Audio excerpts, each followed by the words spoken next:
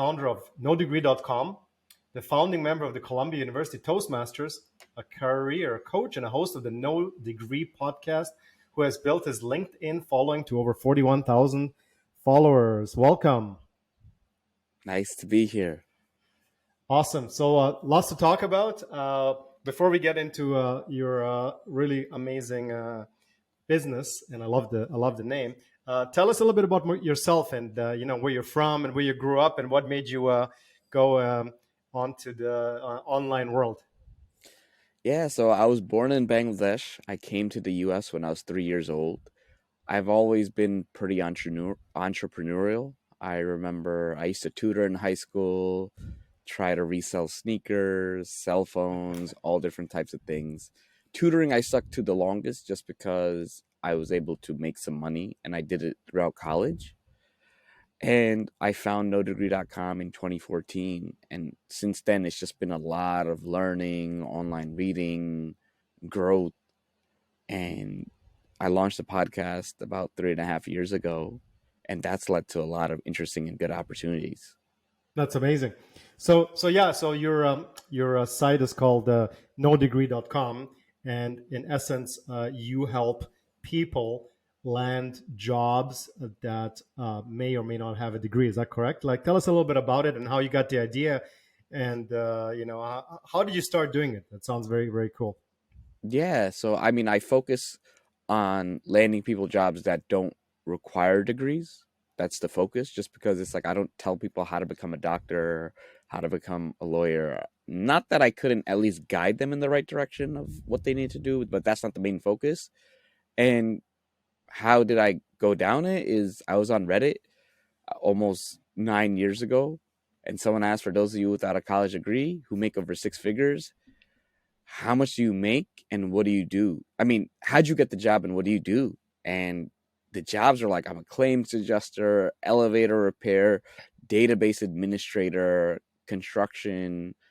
And all the people said, oh, my uncle, my cousin, my friend. And I was like, okay, what if you didn't have that uncle, cousin, or friend? How would you go about getting these jobs? And then the other thing is the jobs, like who grows up and says, I want to be a claims adjuster or I want to grow up and be a database administrator? Right. A lot of kids just have very little ideas of what careers are out there. They just choose what they see on TV. They choose maybe what their friends and family tell them, and that's kind of it. And I want to raise awareness for a lot of these careers. And it's just, the rest is sort of history, just like day to day, just doing as much as I can to just advance the company and just generate more content. Okay. And so basically, how did you start? What did you do? I mean, you basically, how did you, did you raise some money? Did you bootstrap it? Did you tell us a little bit about that? Yeah, fully bootstrapped. One of the reasons I did not raise money is this is a company that can function without raising money, although it'll take longer. I did not want to give away a percentage of the company to someone for amount. And the big reason is I see a lot of founders that they have these visions, and oftentimes VCs, they have like a 7-year timeline. Like, hey, I have to make back my money within 7 years. The other thing is I did not want to sacrifice helping people for profit. Yes, we have to make money, and I do charge for services and all that, but it would have turned into, oh, have ads every 3 minutes on your podcast. I wanted to find the right balance where the people came before profit. And again, I have a very long-term vision, 20, 30 years. They just don't have that. So for them, it would have just been like, hey, why are you spending time helping this nonprofit and not charging them? For me, it's like, hey, that's the mission of No Degree. So why would I go against that? Okay. So tell us about, where do you get your customers from and what's the journey like? So, so let's pretend I am looking for a job and, how do I find out about you? And then what is my journey? What does that look like? A lot of people will either find me through referrals. They'll maybe land on the website. They'll come on my LinkedIn. They may find me on TikTok. They may find me on Twitter. Now, a lot of people I never interact with. A lot of people just go straight to the podcast. They get the value they want from there. Okay. Now, other people, they may want something more. So I have a resume course that teaches people how to write resumes, how to format the resumes, how to find a job. optimize their LinkedIn, interview, all the things required so that they can have an effective job search. Or if they want something even more hands-on, I help people with their resumes, interview prep, salary negotiation, and all that. And if you check the bottom of my LinkedIn, I have over 230 reviews. So I have some of that credibility. And so that's one aspect. And then I funnel the money back into the podcast, back into other things, and just bootstrap person. I make money. I don't really even touch any money as of now from the business. I just pump it back in to grow. Amazing. And so where do you actually find the jobs? Do you tap into some type of platform, or how does that work? Yeah, it pulls from other sources, and then we'll update it with our own jobs. Okay, great. And so you said you reinvest your money into the business. What does that look like? So I'm hearing that probably getting the majority of your leads through the podcast. Is that right? A lot through LinkedIn, Twitter, and referrals, just because I've done over 500 resumes. So a lot of people, like I've gotten people raises in the 30K to 120K range. So someone will be like, how'd you get this job? You don't have a degree. Oh, I work with Jonaed, go reach out. And I have people who come to me 2 years. Like I have someone I've done their resume 2 years ago and I get referrals. So that's how I do that. And when I say pump the money back in, podcast, I have a podcast editor. I have you can call them an online business manager, and they handle some of the social media clips and all that, and just other projects and initiatives that I do, just because the goal is to make money outside of my services. Right. Okay. And then, you have a big following on LinkedIn. So how did you grow your LinkedIn audience? What was your, top 3 things that you did? Consistency, creativity, and just a unique style that incorporates humor. Okay. And do you find that I've had, several people on the podcast that had a very large following. What would you say is, like LinkedIn can be pretty boring, right? And there's a fine line between professionalism and, comedy, I suppose, or whatever you want to call it, right? So how do you, what does that line look like for you? Where's the line that you don't cross, Yeah, so I don't try to make it just pure comedy for comedy's sake, like something that would be more TikTok, Instagram. What I tell people is LinkedIn is a professional social media platform. So you have to be professional and social. So I try to be like, hey, would this be something you talk about in an office? Does this relate to something back to work and all that? So I'm not just necessarily going to share like a viral Facebook video, and it'll be my own content. I'll share something about like, hey, when that recruiter doesn't call you back when they said they'll call you back, or when your boss leaves work early and you're goofing off. So kind of to touch into that professional humor. And then I'll bring in sarcasm. Like sometimes I'll be like, hey, I'm a big fan of Return to the Office. It's so amazing to do work and commute and all that. And I'll slowly bring people in. The other thing I left out is I'm really active in terms of engaging and supporting others. A lot of people, LinkedIn is a networking platform. So you want to build that network who knows what you bring to the table, and who, when they see their content, they know you and they want to support you. Right. And that's awesome. So I know you were a founding member of the Toastmasters. Can you talk a little bit about that and the benefit that gave you? Yeah. So I went to Columbia University for a master. Unfortunately, I have a master in actuarial science. If I were to go back, I'd do things very differently. But Sure. I was younger, and I found don'tdegree.com at the end of my program. Okay. Now, Toastmasters is a public speaking club, international public speaking club, and I wanted to join it because the week before I had a presentation where I was supposed to record like a 5-minute video, and it took like 6 hours. And I was like, all right, I need to work on this. And someone made an announcement. I started it. I was really proactive and I was really committed. Since it was at the university, it was a bunch of students, but then during the summer, nobody was committed. So in the summer, there were only a handful of people that showed up, and I had to run the club, and I had to have multiple roles. And for several years, I built up the club, and eventually it got to a point where we had other members who were really active, and then I had the chance to step away. Now I kind of go mentor people. They'll hit me up. I'll go here and there. And it was definitely tough, but it taught me a lot of things about leadership. It taught me a lot of things just about public speaking, because we would show up to meetings, speaker didn't show up. Okay, I have to give a speech that I did not really prepare for. Oh, That's this right. person didn't show up. So I'd hold 3 to 4 roles at Wow. meetings, and that's what allowed me to become so comfortable. And eventually when I started live streaming, it was a lot easier. Sure. Amazing. So tell us a little bit about the ability to speak. I mean, having a podcast, it's almost like public speaking in a way, right? So, the new generation, Gen Zs and whatnot, they're really like obsessed with social media, and, they're having a really tough time connecting with humans in real life, so to speak, right? What are some of the things that you would recommend for somebody that's like, just joining the workforce, 18 to 22, 23, and they're having a little bit of anxiety about speaking, public speaking, maybe even selling themselves, right? So what are some of the things that they can do? I would really say that join a Toastmasters club. It's a very easy thing to do.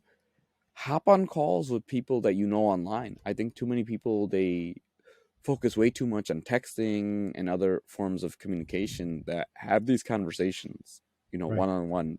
Get outside your comfort zone. That's really what it comes down to. I find that a lot of parents, these days don't necessarily push their kids to go outside their boundaries. And so people don't have to. I used to wrestle in high school. That really pushed me outside my boundary. But you have to do activities. Doesn't matter what activity, but go outside your boundaries. Right. I find sports are a good way because you interact with other people. It's competition. You get to fail. And just other activities that you could do is, I've seen people start their own podcast. Right. I've seen people do that. But I find just practice, and find ways to present. Live streaming is one of the best ways to get better at public speaking. Because that's true. Yeah. It's not easy, and you could hop on someone else's live stream, but talk to people. Phone calls even go far. Absolutely. So how do you see, how is your business being affected right now? I mean, it's 2023. A lot of tech companies are letting people go and whatnot. What do you see in the industry in terms of, hiring and switching jobs and that kind of thing? Is it a different feel now for you than it was maybe pre-COVID? For me, the thing is, I really started doing resumes a few months before COVID. So the business happened a lot during COVID. Now, I had other businesses I did at the same time too, because I started a virtual events company at the time with a couple of people. I focused a little more on that, pump money back into No Degree. Now, since companies don't do virtual events at the same scale, I'm back at doing full-time No Degree. I've had the best month I've ever had in a long time, because Amazing. I do resumes, and then I'm getting people who are coming who are like, hey, I've never struggled finding a job. Can you help me? And they're getting interviews. So for me, it's really giving me a lot of experience in different markets. And it's just teaching me a lot. But the beauty of No Degree is there's always jobs out there, and there's always people looking for jobs. And Right. that's where we come in. And since, again, we're not dependent on VC, it's just I'm always learning, and just going to really start reinvesting into the company. Awesome. And so you talk about resumes a lot. So yeah, being the expert at resumes, how do you see AI fitting into this picture? I mean, you can basically tell ChatGPT to make a resume for you, but like, what would you say is the main difference between AI right now and maybe what you do? Yeah, so the thing is, if you have the right prompts, you can write a resume with AI. Now, the thing is, a lot of AIs, they're specifically meant for blog posts. So they add unnecessary words. So ChatGPT will say successfully implemented large-scale program to assist XYZ. The fact is, you don't need to say successfully implemented. Are you going to unsuccessfully implement something and put it on your resume? Right. And recruiters are looking at resumes all day to the point that adjectives lose meaning. Right. Now you have to talk about how large is this program? What's the impact? The fact is, if you put all those prompts in, that's the hard part, knowing what impact you had. So the value you come from me is that. Now, the other thing is the applicant tracking systems. They're very specific. A lot of those things are not easily found online. I've learned through experiences. Now, you can train a specific AI model to feed it, and of course, they could do the resume. But the hard part is knowing what you need to put down. A lot of times, it just tells you, here's some sample bullet points, but those are not your bullet points. And the fact is, if you want to stand out, other people are doing the same things. I was reading something on LinkedIn, and they said they had like 184 cover letters that were the same exact thing. So what's the point of writing it? You're better off not writing a cover letter than writing the same one that everybody else does. And now they're going to have like AI detection things and all that. Right. So, and the fact is, you still have to show up to the interview. You still have to do that. And then the other thing is the ChatGPT data is, 2021. So some of the newer fields, it's not going to have that insight in and all that. And then finding the job, ChatGPT is not a job board. It can tell you, hey, here's some places where you can find jobs. Right. And then sometimes the mock interview training and all that helps. And my podcast, again, is life experiences. Some of the most important things you have to learn are things you didn't know you didn't know. So if you didn't know, hey, how do I break into cybersecurity? Cool. But now, if you never heard of that path, how do you break in? And then how do you break in? Maybe if you're not a demographic that's known to be in that, and you want to see someone, okay, how did this person break in when they went to jail? Something like that. So the other aspect is there are going to be a lot of AI jobs. So that's a lot of content that I'm creating. So for me, it's all about adapting. Like, look, these things are going to happen. And the analogy I give is like computers didn't take away jobs from accountants. They, in fact, made it easier and they expanded the field. And for businesses, there's always work that needs to be done. It's just now you can focus on things you normally would not, and you don't have to focus on the things that are more, mundane, repetitive tasks or things that are very easy and that can be automated. Now you can focus on the higher level things. Right. And so what do you think makes the perfect resume? What is the secret juice? The perfect resume is one that highlights yourself well, that shows what you did, and that shows the impact that you have. Did you save money? Did you save time? Did you improve things? Now, the perfect resume is going to vary because you can have the perfect resume, but that's not enough for a marketing job. That's not enough for a senior programmer job. So you have to know how to represent yourself accurately. But the other thing is you have to know what gaps you have, and you have to know what you can get out of the next job. Then from there, upskill and add to your resume. Right. Amazing. So I've never really heard anybody talk about a 20 to 30 year business plan. That's pretty impressive. Why do you think you want to do it for that long? Like that's a very long time. Most people, the most I've ever heard is 10 years. So where did that come from? Did you read something about that, or like, I'm really interested about that. A lot of founders, they start a company for the exit. I have no interest in exiting. I could get an offer of like several million. I could get an offer for 100 million. I'm still not going to exit. The goal is I want to change the landscape for people without college degrees. That's going to take time. LinkedIn actually just had its 20th anniversary, and think about it got acquired by Microsoft in 2018, and the platform really changed after then, and that's when it grew a lot. So think about a company like that started in a much easier time, the early days of social media, and it still took them a long time. There are a lot of aspects of it, and for me, it's like there are cultural things I have to fight. There's still some people like, you have to go to college, you have to spend this much money. So then there's the US. Now, if I'm expanding to other countries, that's going to be very different, and I have to do it differently, and then that's going to take years. And then it's bootstrap, so a lot of the progress is going to take a lot longer than another company. I'm a small team, and so it's one of those things. I'm going to do it the rest of my life. I don't see myself exiting, because there's always more to do. There's always new careers. There's always more content to create. There's just impact that I can have in different ways. Yeah, I mean, it's really cool. Now that I think about it, I mean, in the US, the whole college machine has really turned into exactly that. It's basically like, you get a loan, you're indebted for a couple $100,000 or more, depending what you studied, and now you have to pay this back for the rest of your life. And it kind of is not a business model that per se works anymore. Especially with the AI and being able to use it, and different educational platforms online and whatnot. I mean, you have 12-year-olds now in basements knowing how to do way more than some people that went to, got their PhD in who knows what, right? So I Yeah. really see a huge future for that. It really makes sense. You are right. I mean, generally speaking, everybody, parents is like, no, no, you got to go to school, you got to finish your degree. I know my mom was like that, and probably why I finished my degree. And nowadays, some of the big founders actually have only high school degrees, right? Yeah. And so it's really interesting. How, I guess the question is this: how do you define knowledge? In other words, it's like it used to be. Well, I have a 4-year degree at this college, and at this university, and this is a better college than this, and then people would judge you and rate you based upon what school you went to, more so than even your abilities sometimes, right?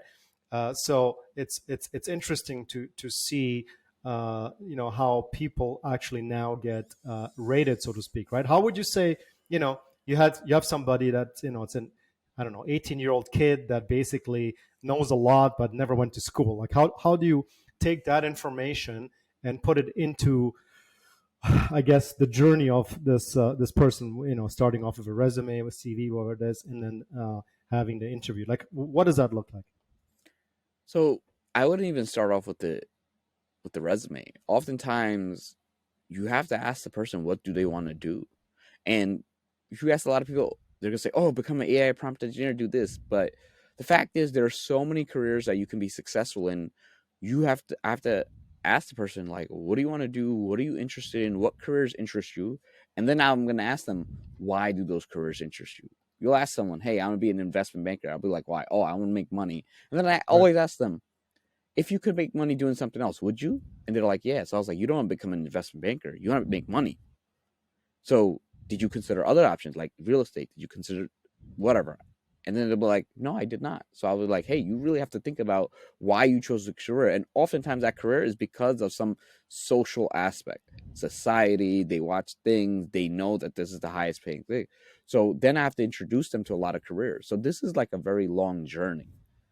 Because the fact is, who truly knew what they wanted to do at 18? Like when I started public speaking, I had no idea I want to do a podcast. Podcast did Right. not exist in the same form. But when I Sure. started doing it, it worked. So I would tell them, hey, you want to start upskilling. What do you enjoy doing? Start upskilling. Then once you start upskilling, you start falling into your passion. I find that you discover your passion by putting in work, seeing what you like to do, you fall into it, and then you'll find things. My business, again, it started off me finding the domain name. And that's Right. why I'm here 8.5 years later. But you could not have told me, like, hey, would you live stream? I'd be like, hey, live stream? What's that? Like, that's kind of stupid. I would have thought, like, live streaming, that's a little stupid. Now Right. it's something like I do hours a week, right? I had a TikTok live that was like 4 hours last week with someone, and it's something I truly enjoy. So a Wow. lot of times it's like, just go to learn, go to upskill, figure out what you want to do things, fail, you'll get a better idea. And the other thing is, knowledge comes in many forms. A lot of people think that education has a monopoly on knowledge, but the fact is, most people learn their most important lessons and information outside of the classroom. That's not to say you can't get value in the classroom, but that's not the only place you can get value. Like, you could go on YouTube, you could listen to podcasts, you could Absolutely. get a mentor, you could buy a course, you could read a book. And the fact is, you don't stop learning, even if you went to college, when you get outside of college. Like, that's not when you stop learning. People keep learning. So a lot of people mistake that I'm anti-education. I'm anti being ripped off and seeing that education only comes from one source. The Right. average student loan debt is like 30 to 40K in the US. And again, before it was like, hey, it was like 5K, their whole tuition. So now it's just, people have to really do their research and see, am I the person for college, or are there other ways that are preferably better for me? Right. That's awesome. Super inspirational story. I love it. So, one of the questions that I ask every one of my guests is the following: if you were in my shoes and you would ask yourself a question that I didn't ask, what would that be? You know, it's funny. I asked my podcast guest that at the Oh, end. So really? that's always a good question. Yeah. I would ask myself, what are the biggest mistakes you've made? So I would say the biggest mistakes I've made is, don't invest more than you can afford to lose. You know, I invested like 20K in crypto. This was like 2017, early 2018, I lost like, I got it down to like 1,000, and I'm still paying for that. Like, I should have only invested 5K. Yep. Right. Then I would have had an extra 15K that would have allowed me to make some other decisions I would not be able to make at the time, given my circumstances. Right. Now, find a way to make your first dollar. Like, I quit my job when I didn't have my first dollar. It took me 15 months to make that first dollar. Once I made the first dollar, it was so much easier to make the second dollar, the third dollar, the fourth dollar. But the first dollar was the hardest to make. Then, again, if you're in a startup, choose your business partners wisely. Unfortunately, I had a business partner who did minimal work, and it was like, it cost 7.5 years. I should have had the harder and tougher conversation earlier. Like, hey, is this what you want to do? Are you willing to put in the work? And if you're not, we have to figure out a way to do this, because it's going to hold you back. A lot of people don't realize, like, I see it happen so many times. You get these business partners who do maybe 1-2 hours of work a week, and all of a sudden they think they're doing a lot. The fact is, as a startup owner, now I got a full-time job just to kind of increase my income and not be able to touch money from the company. And I'll work like the 9:30 to 5, and I'll do little things in between, maybe for my company. And then like 5 to 5:30, I start doing client resumes. I might do 2 or 3 of them, and I'm working like another, depending on the day, another 5 to 8 hours on top of that, again with breaks in between. Sure. And then that's grand. Like, it's a Saturday, I'll take a nap it's like 10 a.m. right now. I'll take a nap like for an hour afterwards. Then I have a client. Then I'll have another client after that. I had a client reschedule. So what does that mean? I'm gonna shoot some TikTok videos. I'm gonna start doing some networking. I'm gonna do some of that. And then tomorrow I got work, and then I got clients afterwards. And then it's gonna be a long journey. So now, if you have a business partner that doesn't put in their work, let's say you lose 3 months of them not being productive. That's 25% of a year that you lost. Sure. 25% of a year. Now, let's say you have a business that's been going on 5 years. So that's a quarter of a year, 20% of that. So now you get 5%. You lost 5% of the time. That's a lot of time. That's time you'll never get back. Absolutely. And it compounds. The lack of effort compounds. So stay consistent, have those tough conversations, make that first dollar. That's awesome. Wonderful. Thank you so much. That was great. Thank you for taking the time on the weekend. And I hope to talk to you and meet you in person. I look forward to that day too. Absolutely. Thank you so much. Appreciate it.